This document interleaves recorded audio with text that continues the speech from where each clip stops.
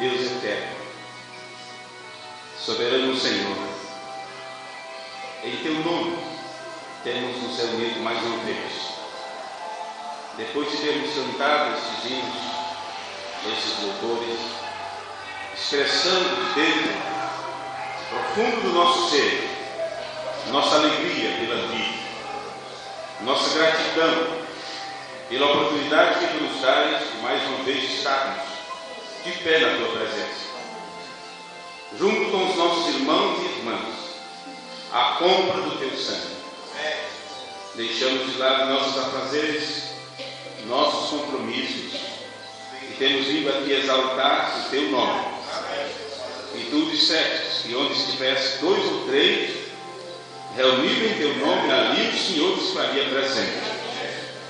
Nós cremos que Tu estás aqui e pedimos encarecidamente, no nome de Jesus Cristo, que o Senhor console as nossas almas, tire de nós toda preocupação, todo o estresse do dia a dia, das obrigações que temos da nossa vida secular, que agora possamos esquecer do mundo lá fora, esquecer de nós mesmos e entrar atrás do véu, e termos um encontro com a grande luz que fica no lugar santíssimo, onde a Tua presença só podia ser contemplada, presenciada por aquele que entrava com o sangue em suas mãos. Mas este véu foi rasgado, e o sangue não de touros nem de bodes, mas de Teu Filho foi aspergido em propiciação por nossos pecados. E Tu abriste o véu para que todos nós pudéssemos contemplar Tua glória. E Tu prometeste se revelar no último tempo, quando toda a Tua palavra seria revelada para os Teus filhos. E aqui estamos porque cremos nisso de todo o coração. Então, Senhor, tenha misericórdia de cada um de nós. Unja nossos lábios para falar e para testificar, para pontuar cada palavra com um amém.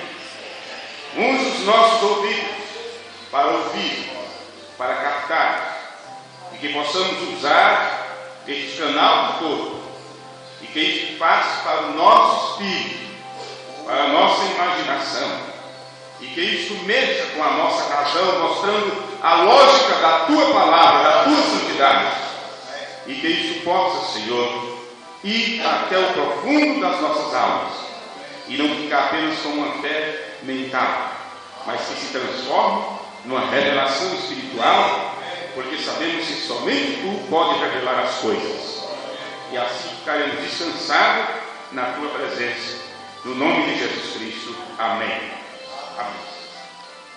Ainda de pé, vamos aproveitar as escrituras, e eu quero dar boa noite a cada um de vocês, em saudação no nome de Jesus Cristo, e trazendo para vocês também a saudação da pequena congregação, onde pregamos em Francisco Morato, São Paulo, na Grande São Paulo. E aqueles irmãos ali prometeram que durante minha viagem estariam orando por mim, e eu creio que eles o têm feito. Assim também, quando o vosso pastor viajar, nunca esqueça, acompanhe em oração, para que aonde ele for, ele possa ser uma bênção para as pessoas, e que ele possa também ser abençoado, e que possa trazer de volta bênção para vocês. E é assim que a vida de Deus é multiplicada em nossas vidas, e isso se passa de um para outro, de Deus para nós, de você para o seu amigo, para o seu parente, para o seu vizinho, para o seu irmão. É assim que todos são atingidos pela luz da glória da Shekinah. Passa de um para outro, e assim vai até que estejamos outra vez diante da grande luz, onde no novo céu e nova terra nós encontraremos uma cidade onde não haverá noite, onde não precisaremos da luz do sol, estaremos sob a luz, debaixo da luz do onipotente Deus Criador dos céus e da terra. E assim vamos ler as Escrituras no livro de Atos, Atos dos Apóstolos, capítulo 1.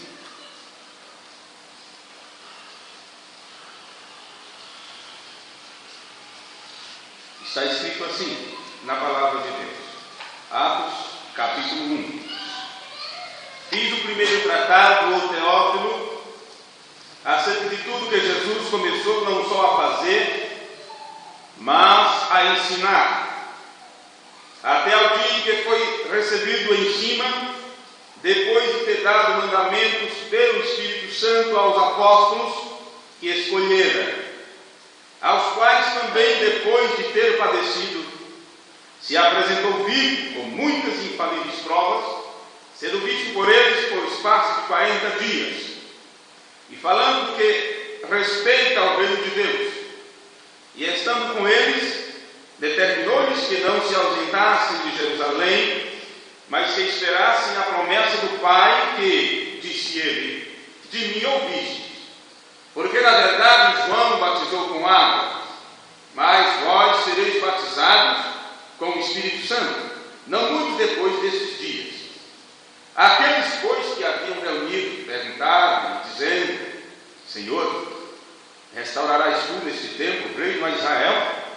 E disse: não vos pertence saber os tempos ou as estações que o Pai estabeleceu pelo seu próprio poder, mas recebereis a virtude do Espírito Santo, que há de vir sobre vós, e ser-me-eis testemunha, tanto em Jerusalém, como em toda a Judéia e Samaria, e até aos confins da terra. Amém. Podeis assentar, vocês, uma pequena palestra, como eu sempre costumo dizer. Eu gosto muito de conversar com as pessoas, por onde eu amo, prolificar, e mesmo aqueles com quem tenho o costume de pregar para eles. Às vezes eles falam como metralhadora, mas tenho percebido que as pessoas compreendem mais fácil quando conseguimos dosar, conversar, palestrar com eles. Muitas vezes o culto é daquele culto avivado, que você pula, chora, bate o pé, e outras vezes você precisa ficar quieto para compreender, para absorver o conteúdo da matéria. Como uma sala de aula, tem aqueles alunos que são muito barulhentos, só vão perceber depois que não prestaram atenção naquilo que foi ensinado na hora da prova, não é? As crianças sabem disso, os jovens, os adolescentes sabem disso.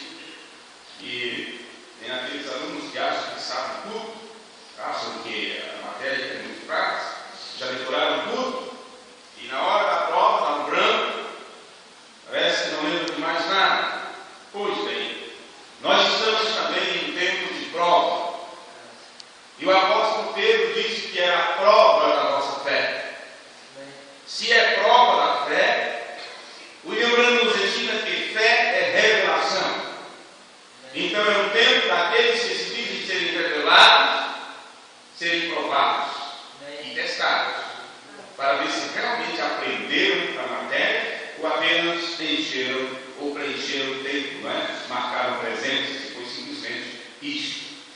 Nesta escritura que nós acabamos de ler, no livro de Atos, nós encontramos o relato de Lucas, e esse relato ele direcionou a Teófilo, que era um nobre romano, que, em outras palavras, pediu uma história, textos escritos de uma forma em ordem cronológica, como as coisas aconteceram, porque ele queria ficar a par de tudo que tinha acontecido nos dias de Jesus de Nazaré.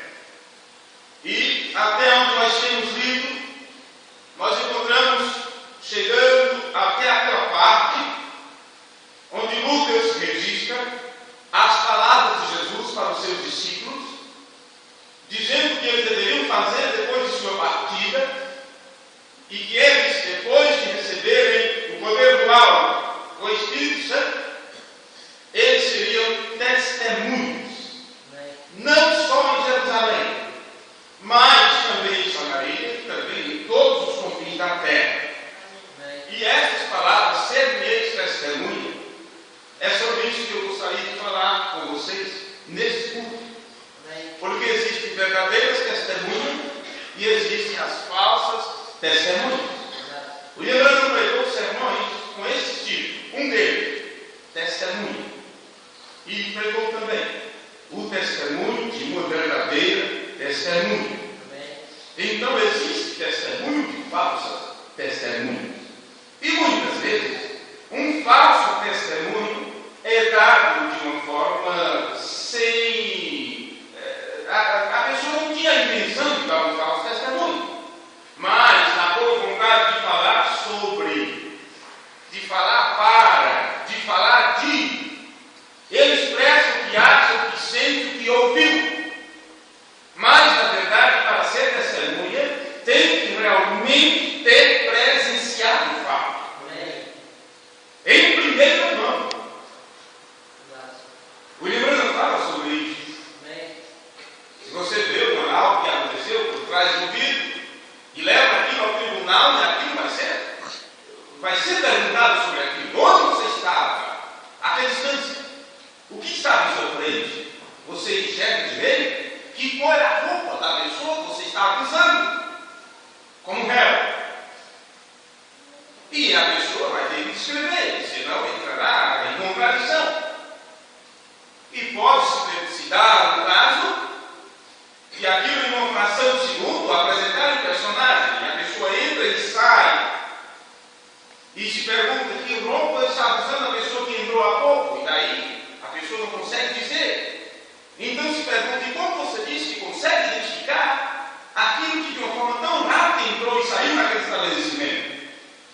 É quando o testemunho da testemunha é questionado se aquilo é 100% correto ou não. O Senhor Jesus Cristo, quando Ele começou o seu ministério, Ele então chamou alguém para estar ao seu lado. E desde o momento que Ele foi batizado no Rio Jordão, seu primo, João Batista, e João deu o testemunho daquilo que ele tinha visto. Porque o próprio Deus tinha dito àquele a quem tu vives, a compadecer, eu te darei esse sinal. Então é esse o Cordeiro, é esse o enviado, é esse o Messias. E João, quando ele viu aquela cena, ele, o Espírito Santo, na forma corpórea de pomba, vindo e pousando sobre Jesus, ele então pôde dizer, é este, eu dou testemunho disso, porque eu presenciei o próprio Deus que ele tinha dado aquele conhecimento, aquele entendimento, e lhes fez ver isto, e ele deu testemunho. Você encontra nas Escrituras esse título, o testemunho de João Batista. Daí por diante, Jesus começou a chamar alguém para estar ao seu lado. André, Pedro, João, Bartolomeu, vocês sabem a lista dos 12 apóstolos.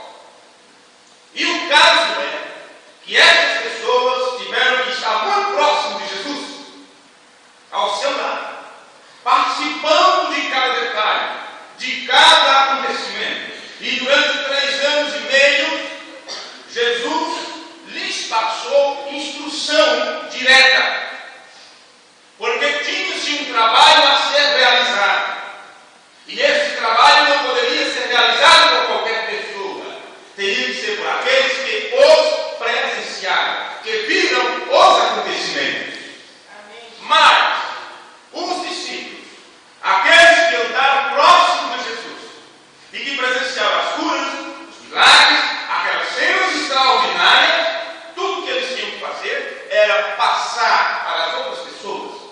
E aquilo que acontece para as outras pessoas pode chegar lá na frente com um sentido totalmente diferente.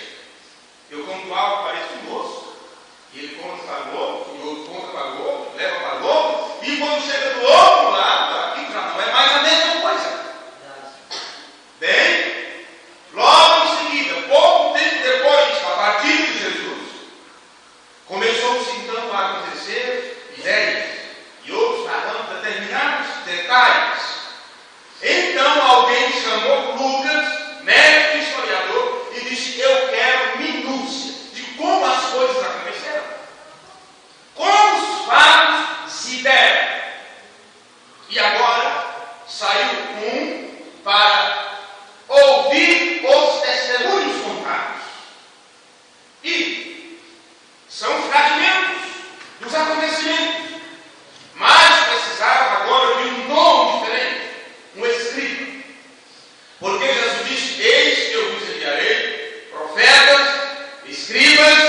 e sábios.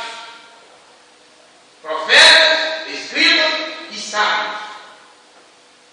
E isso tem acontecido até nossos dias. Esses três tipos de pessoas. O profeta traz a palavra. O sábio, que é o ofício de mestre, tem a capacidade de repartir isso, de juntar isso e apresentar para nós. E tem aqueles que registram, para que isso não fique perdido, ou que não saia lá na frente de uma forma diferente, apenas eu ouvi dizer, ou disseram que era assim. Então, Lucas, quando ele escreveu o livro de Atos, ele nos faz lembrar de uma coisa. Ele diz: eu já fiz um tratado e estou fazendo outro. Então, quando você pega e vai no livro de Lucas, escrituras você já conhece tanto, mas preste bem atenção nisso. No livro de Lucas, capítulo 1, versículo 1, nós vamos ver algumas escrituras aqui, se tivermos tempo, viu? Prepare a sua Bíblia, você que a trouxe. Lucas, capítulo 1, versículo 1. Tendo, pois, muito empreendido, por em ordem a narração dos fatos que entre nós cumpriram. Só com isso aqui, eu poderia pegar o mês seguinte, todas as noites. Só com isso aqui. Porque eu lembrando disso que todo o Novo Testamento fala desta hora. Na mensagem de Shalom, parágrafo 234. Não é a que temos traduzida aqui no português. É outra mensagem, a segunda mensagem com o título Shalom, que aí não foi traduzida até esse presente momento. No parágrafo 234, William Branham diz que todo o Novo Testamento fala dessa hora. Então, com certeza, se isso aconteceu no Alfa, isso se repete no Ômega. É necessário que tenhamos as coisas relatadas em ordem, da forma que aconteceu em nossos dias.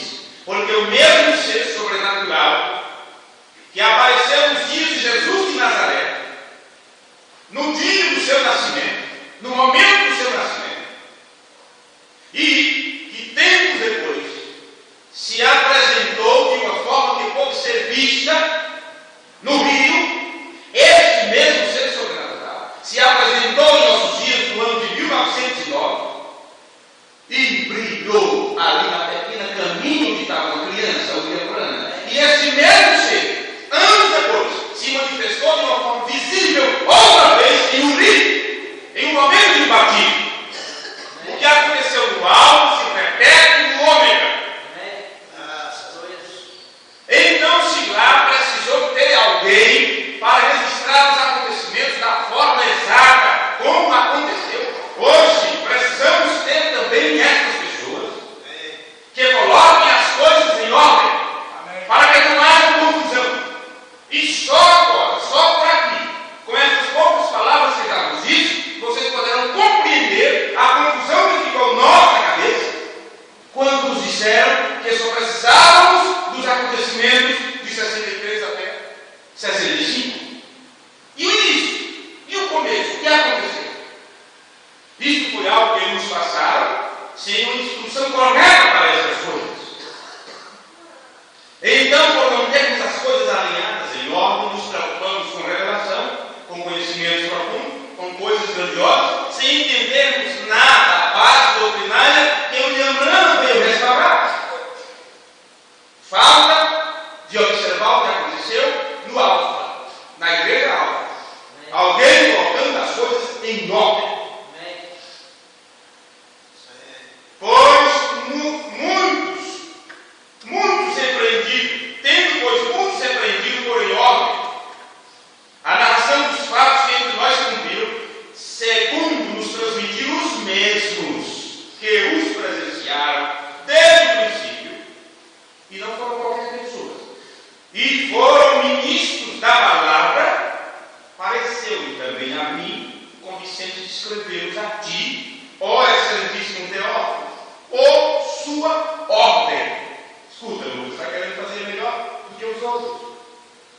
Não é simplesmente que eu estou querendo fazer melhor do que os outros. Tudo que eles falaram, Deus diz para mim, coloca isto em ordem. Esse pareceu-me. Em outras palavras, ele está dizendo, eu fui inspirado, chamado para isso. Isso é um tipo que acontece também no tempo do fim.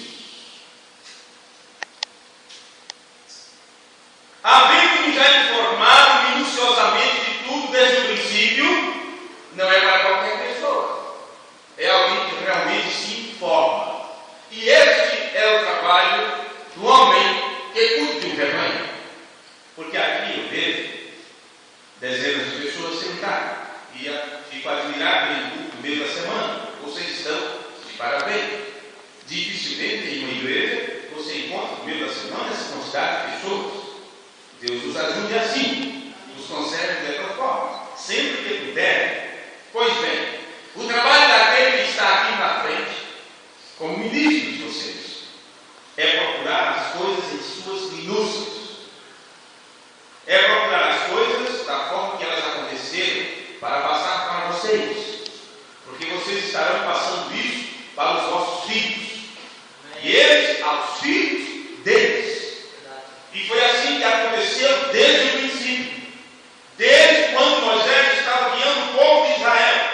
Olha, estou lendo a Escritura. Por que parou? Para nos contar esse caso de Lucas, porque essas coisas acontecem. Então presta atenção nisso também. Já que eu falei sobre passar de pai para filho. O irmão Branham disse que Israel saindo do Egito é o tipo da noiva saindo da denominação. Ele disse é um tipo perfeito. Ele disse os tipos não falham. E todos nós que conhecemos a mensagem sabemos disso perfeitamente. Pois bem, se é um tipo, imagine agora Israel saindo do Egito conduzindo o povo. E você sabe que aquelas pessoas passaram 400 anos, uma data mais exata na Bíblia, 430 anos escravizados. Antes deles, quem pregou o Evangelho para eles? O que eles sabiam? Desde o registro da criação, que Adão recebeu o fogo de vida, e Adão contou isso para seus filhos, e aquilo foi passando de pai para filho. Lá na frente, anos, muitos anos depois, muitos anos, centenas de anos, é que você tem agora Abraão, Isaac, Jacó, e agora Israel no Egito, e agora sendo libertado por Moisés. E essas pessoas, elas desejaram saber como foi que as coisas aconteceram, porque era tantos fragmentos da história contada e cada um dizia uma coisa diferente. E pense agora em Moisés conduzindo aquele povo, e em uma daquelas paradas, sentados em pedra, não seja como for, eles começaram a questionar como foi que as coisas aconteceram. Porque eles não tinham uma Bíblia escrita, eles não tinham um registro, eles olhavam no zodíaco. Vê? A primeira Bíblia. Agora, como foi a criação? Como foi que as coisas aconteceram? E Moisés teve essa comissão dada por Deus de contar para o povo de Israel como foi que as coisas começaram, como foi o início de tudo. E eu penso, eu imagino Moisés, depois de tomar um gole de água, temperar a garganta, todo o povo de Israel, centenas, milhares deles, de ouvir bem atento, porque pela primeira vez em suas vidas, para aquela geração, eles queriam ouvir um relato de primeira mão. Por que de primeira mão? Porque eles sabiam que estavam diante deles um profeta, a quem Deus revela as coisas que antes estavam ocultas. Deuteronômio 29 diz isso. As coisas ocultas são do Senhor nosso Deus, mas quando Ele revela, então são para nós e para nossos filhos. Amém. E agora as coisas que estavam ocultas, Deus diz para Moisés, e Moisés começa a dizer para o povo de Israel. Vocês querem saber como começou? Queremos. Desejam saber como foi que as coisas começaram a acontecer? Sim, desejamos. Então ele começou a dizer: no princípio criou Deus os céus e a terra. E foi assim o primeiro relato. E foi assim que eles ficaram sabendo como foi que as coisas aconteceram. O Gênesis que você lê foi porque Moisés escreveu. Foi porque Moisés deixou aquilo registrado. Foi assim que o povo de Israel soube do seu início, da sua origem. E aquilo era algo tão sagrado que Moisés, no fim de seus dias, ele entregou aquilo para Josué e o outro que seria o sacerdote depois de Arão. E diz: guarde os 5 livros, guarde os rolos da lei, ali, na água, junto da água, guardem isso como um testemunho para gerações futuras. E foi isso que foi lido de geração em geração, de reinado em reinado. Agora, Moisés só pôde contar para o povo de Israel o princípio. No princípio. Depois, quando nós tivemos outro profeta em cena, outro revelador do mistério, o apóstolo João, ele nos leva antes de Moisés. E ele então começa a nos mostrar alguma coisa que aconteceu antes daquilo que Moisés contou. Porque Moisés começou quando a eternidade, que o Emmanuel nos mostra como um círculo que não tem princípio nem fim, e houve uma brecha na eternidade, e havia chamado de tempo. Um período onde Deus trabalharia com os seres humanos. E João foi antes disso e disse: no princípio era o Verbo. E o Verbo estava com Deus. E o Verbo era Deus. Então, João foi até aquele que originou o princípio contado por Moisés. Mas, 2.000 anos depois, Deus nos manda um profeta. E ele foi além de Moisés e foi além de João. Amém. Amém. Glória a Deus. Ele foi para o centro da eternidade passada. Antes do Verbo de Deus vir à existência. Antes do Logos sair adiante. E ele diz: antes do Verbo poder ser contemplado, não existia nada, era só a eternidade. E esta eternidade era Deus. Então de Deus saiu o Logos, o Filho de Deus. Aí sim se começou haja. Deus criou. Deus fez tudo através do Logos.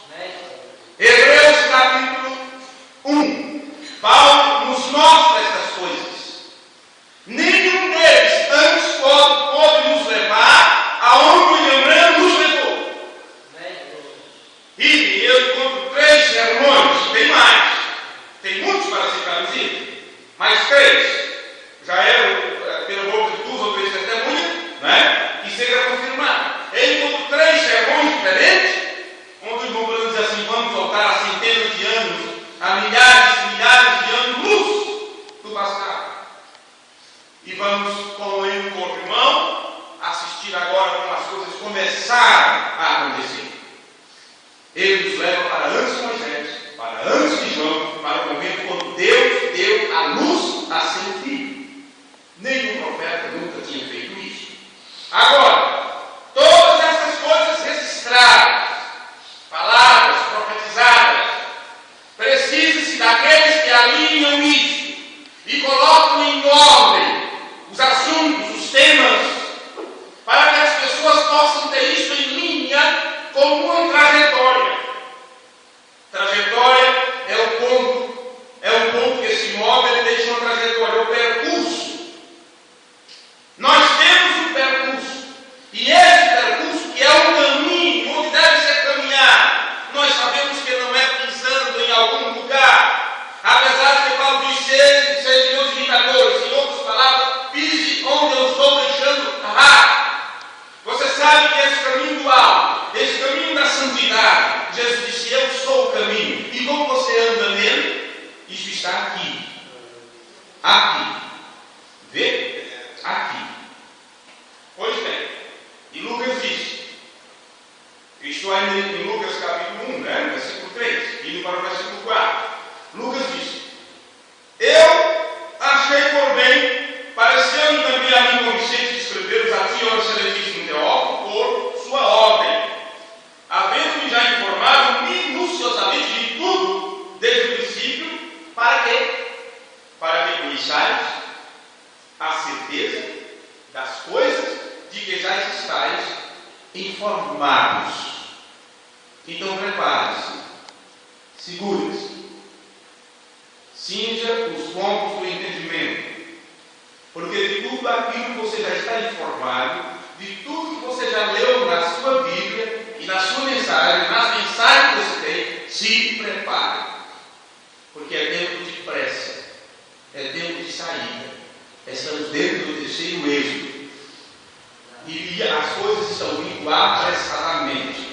O conhecimento sobre Deus está vindo de uma forma progressiva. E não é mais para aluno que fica esperando o tempo passar, é para quem realmente faz o dever de casa. Prepare-se, porque desse culto aqui sairá assunto, sairá tema, sairá ensinamento das Escrituras, e você vai ver que a Bíblia se tornará uma nova Bíblia para você. Você vai ver que a mensagem se tornará uma nova mensagem. Tudo aquilo que você já ouviu, desde que você saiu da denominação, você vai dizer: eu nunca imaginava que ia estudar isso de novo. Nunca pensei que ia compreender essa parte. Porque muitas coisas apenas empurramos com o tempo, ou ficamos, somente crer. Não tem problema, é somente crer. Vou para explicar isso, é somente crer. Somente crer em quê? Como? Não é somente crer. Você tem que saber em quem está somente crendo. Vê? Meus amigos, para que conheçais, para aqueles que já sabem, para aqueles que já foram informados, deixe que ver como está na tradução da Bíblia, que eu tenho aqui em mãos, o versículo 4, para que conheçais a certeza das coisas que já estáis informados. Tudo que você aprendeu sobre a mensagem, é tempo de você ter isso alinhado com as Escrituras. Porque muitos correram com a mensagem e deixaram a Bíblia lá atrás. Mas se você abrir mais grande, eu estou lendo a mensagem, a Bíblia é revelada. E a Bíblia ficou lá atrás. A Bíblia não foi tirada da mensagem. A mensagem foi tirada da Bíblia. Cada sermão que o Germano pregou, ele foi para as Escrituras. Cada visão que ele teve, cada coisa que Deus lhe mostrou, ele disse: eu examino de Gênesis a Apocalipse. Então não adianta irmos com o nosso pouco entendimento, pegarmos a mensagem, pegarmos as citações e formar doutrina como fizemos durante anos e anos e anos, sem compreender, sem ter uma visão em ordem, em sequência dos acontecimentos. Então queremos que depois temos que nos humilhar e dizer: eu não sabia, eu não conhecia. Pois bem, estou falando para vocês a respeito de testemunha, testificar, verdadeira testemunha. E eu gostaria de ler com vocês umas escrituras aqui, para que vocês possam ter ideia do que é ser uma testemunha ou não. Em 1 João capítulo 5, versículo 10, 1 João capítulo 5, versículo 10, está escrito algo a respeito daqueles que creem. Porque se é somente crer, tudo é possível ao que crer. E com isso, muitos preguiçosos deixaram de ler Bíblia, deixaram de ler mensagem. O que será aquela mensagem? Eu creio no profeta, eu creio no mensageiro, eu creio nisso, eu creio naquilo, não é nada. Não sabe o que é crer. Pois bem, 1 João capítulo 5, versículo 10. Quem crê no Filho de Deus, em si mesmo tem o testemunho. Você só pode ser uma verdadeira testemunha se tiver um testemunho em você. Quem a Deus não crê, mentiroso o fez. Difícil alguém fazer Deus mentiroso, não é? Complicado. Veja isso. Mas, João, o que é isso? Como fazer a Deus mentiroso? Ele diz: porquanto não creu no testemunho que Deus de seu Filho deu.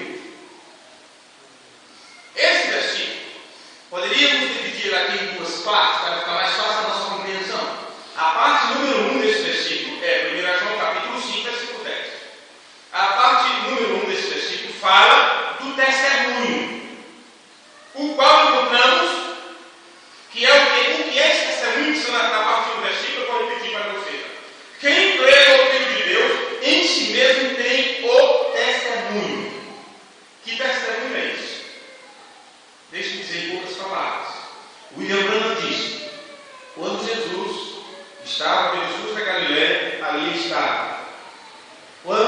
multiplicou os pães, ali eu estava também.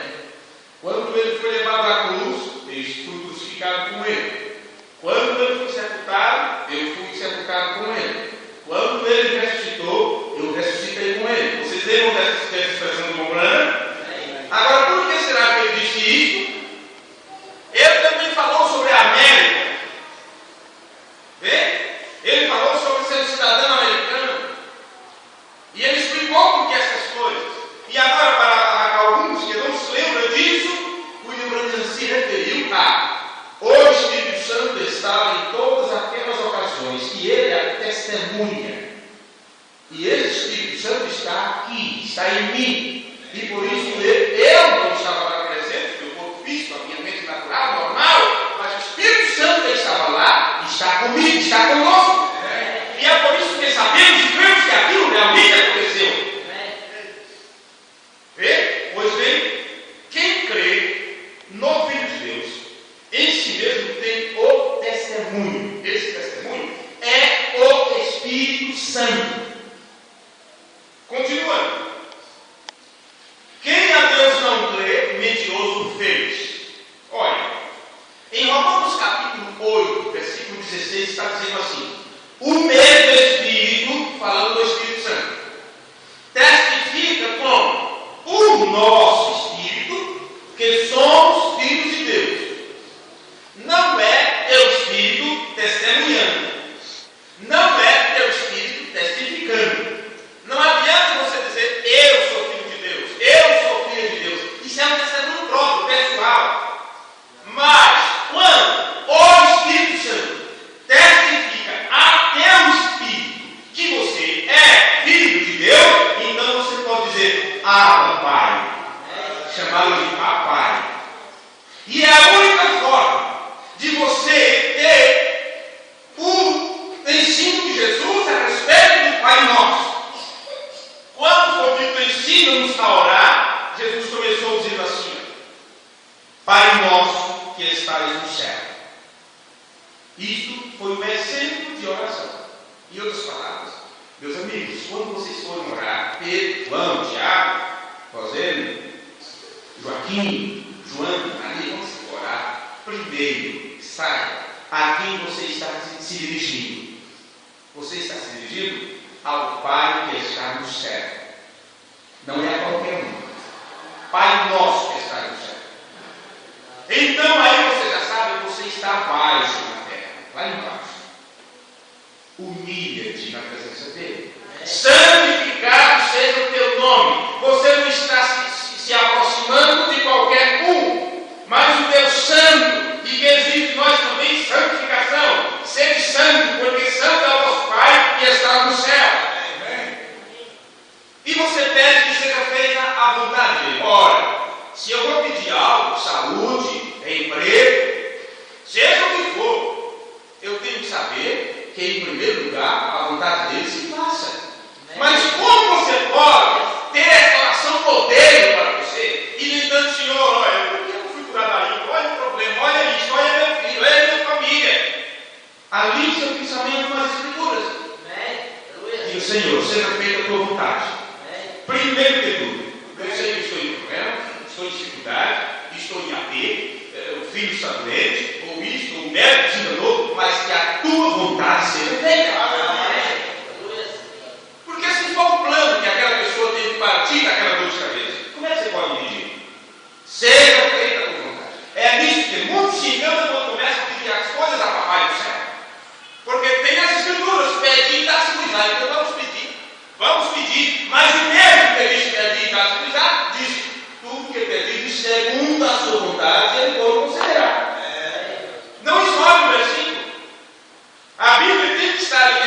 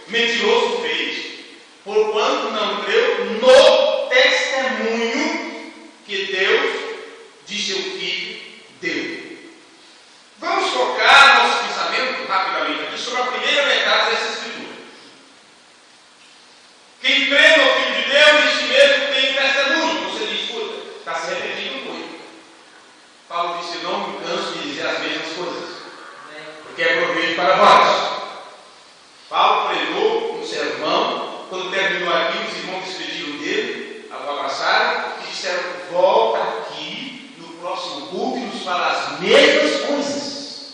E nós estamos atrás da unidade. Se o pastor repetir a mesma teoria, se ler a mesma mensagem, nossa, e fica naquela.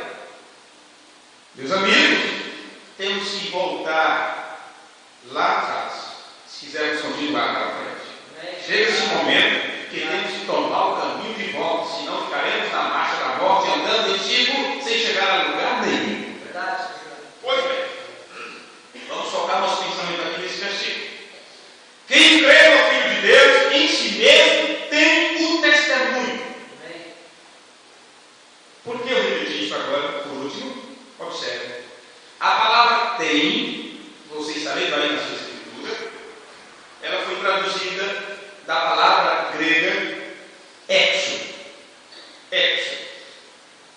E o significado dessa palavra é fazer eco de. Ecoar a. Portanto, este versículo, para que se compreenda o que está sendo transmitido para nós, é assim: o que crê no Filho de Deus faz eco do testemunho em si mesmo. Se o testemunho é do Espírito, porque diz: quem nele não crê fez a Deus mentiroso, porque não crê no testemunho que Deus deu, e Deus é Espírito. Quando não faz eco ao testemunho do Espírito, começa-se a dizer algo que Deus não disse.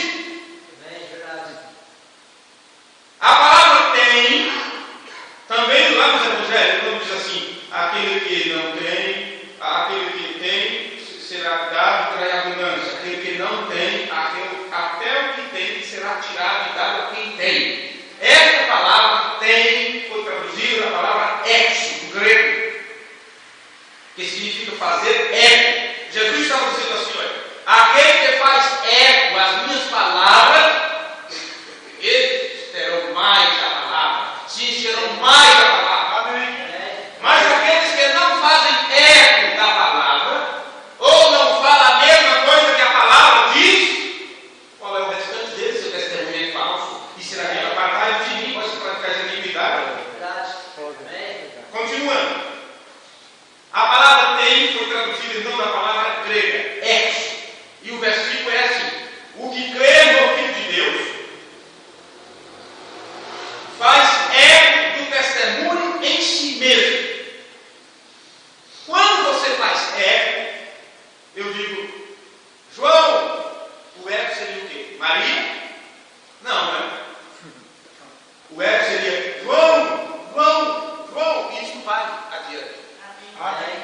Se você pega essa palavra no Novo Testamento, a palavra grega tem, e descobre ela por todo o Novo Testamento, você vai encontrar porque e nele estava a vida, e a vida era a luz dos homens. Como Deus tem vida em si mesmo, deu ao Filho o poder ter vida em si mesmo. Jesus disse: eu sou o caminho, a verdade e a vida. Essas coisas estão alinhadas. O que é o caminho? O que é a verdade? O que é a vida? Como você anda no caminho de Deus? Como você recebe a vida de Deus? Como você anda na verdade? Tudo isso está mostrando para você o que é receber a palavra de Deus na sua forma pura e genuína. É a única forma de você receber a vida de Deus, é através da palavra.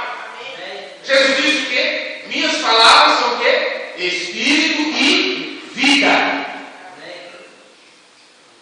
Bem, sabemos que há uma diferença entre ser uma testemunha e o testemunho.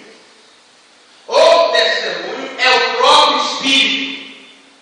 E a testemunha faz eco àquilo que o Espírito diz. Por isso o livro de Apocalipse está recheado de: quem tem ouvido, ouça o que o Espírito diz. E você ouve para quê? Para repetir depois. Acumula e depois relativa adiante. Está provado. Uma criança que não consegue pronunciar, que não consegue falar, ela também tem dificuldade de ouvir.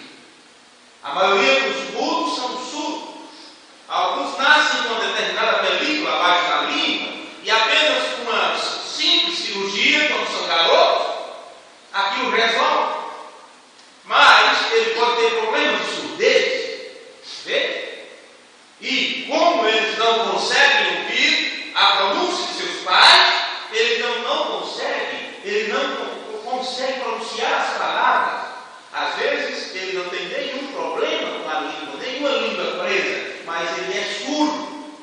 Então ele não aprende a chamar papai. E como é que aprende a chamar papai? Deixa uma criança sozinha, ela nunca escuta esse nome, papai e mamãe, e ninguém fala com ela, e ela não saberá nunca essa palavra papai. Pega seu filhinho, brasileirinho da Silva, como diz, e leva ele bebezinho para os Estados Unidos, e ele vai aprender, e ele vai voltar para o Brasil falando inglês. Vocês concordam comigo? Porque ele aprendeu lá. Então quem tem ouvido, ouça o que o Espírito diz, da forma que o Espírito disse. Ou você não estará fazendo eco, não estará sendo verdadeira testemunha do testemunho, que é o Espírito. Bem, observe. No capítulo 7, aliás, no versículo 7 de 1 João, capítulo 5, 1 João 5, versículo 7, diz assim: e o Espírito é o que dá testemunho, porque o Espírito é a verdade. O Espírito é a verdade. Eu falei agora há pouco sobre o caminho, verdade e vida. Veja o que é a verdade. Pai, santifica-os na verdade. A tua palavra é a verdade. Então você não estranha, porque João 1 diz: no princípio era a palavra. Aqui está falando de Deus mesmo. No princípio era o verbo, que é palavra. Se você quiser, se não for o Espírito dando testemunho, como fica? Observe.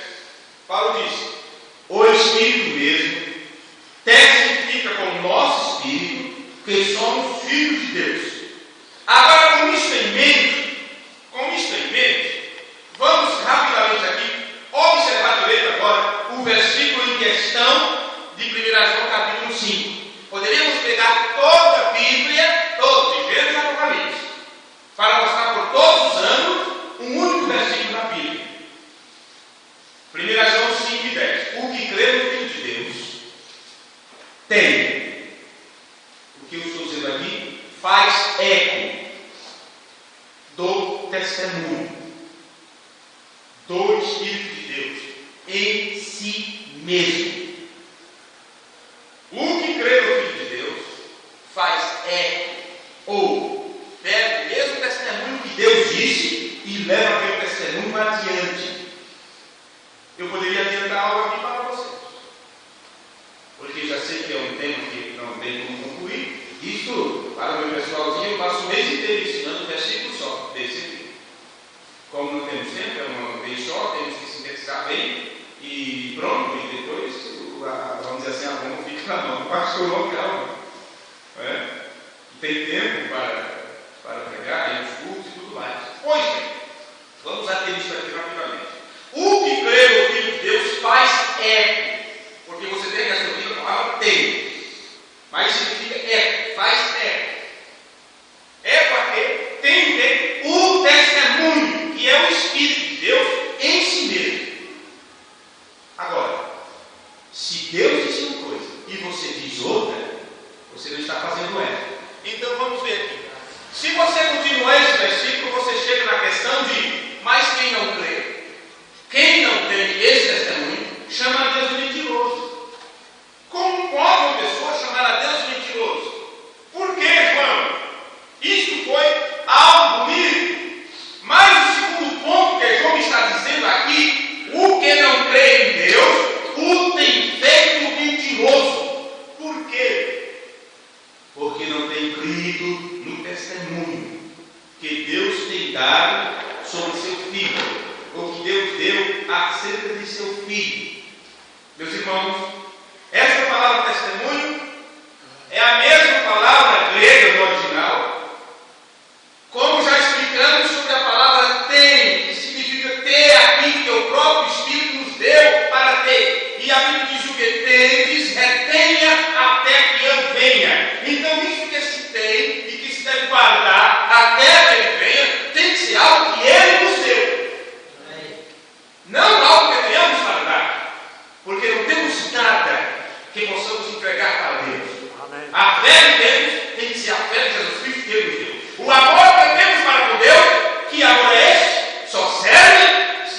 amor de Deus foi derramado no seu coração pelo Espírito Santo.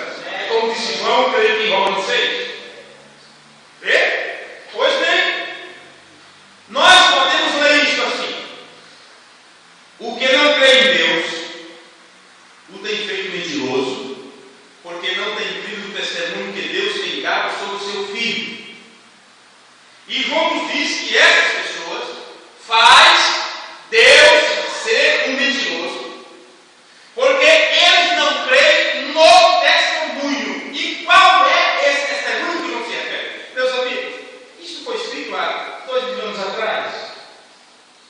Agora nós temos que ter cuidado para não estarmos dando cumprimento a isso, porque a palavra de Deus ela sempre estará se cumprindo. E tem a parte da Bíblia que está se cumprindo hoje em pessoas, se encarnando em pessoas. Verdade. E temos que saber que tipo de escritura está se encarnando em nós. Porque muitos estão chamando a Deus de mentiroso. Verdade. Muitos estão escarnecendo da presença de Deus. Que testemunho é esse?